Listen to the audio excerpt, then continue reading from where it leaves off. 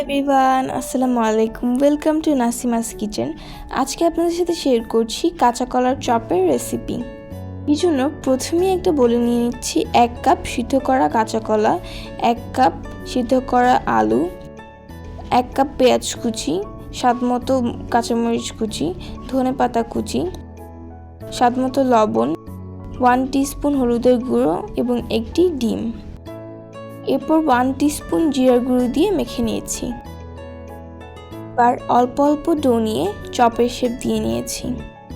এরপর একটা চুলায় প্যান বসিয়ে তেল গরম করে নিয়েছি এবং এরপর একে একে চপগুলো দিয়ে দিচ্ছি। উল্টে পাল্টে গোল্ডেন ব্রাউন করে ভেজে নিয়েছি। তৈরি হয়ে গেল মজাদার কাঁচা কলার চপ। এই রেসিপিটি আপনারা চাইলে খুব সহজেই তৈরি করে ফেলতে পারেন এবং এটা খেতেও অনেক বেশি মজা হয়। আজকের ভিডিওটি এই পর্যন্তই। দেখা হচ্ছে নেক্সট ভিডিওতে। আল্লাহ হাফিজ।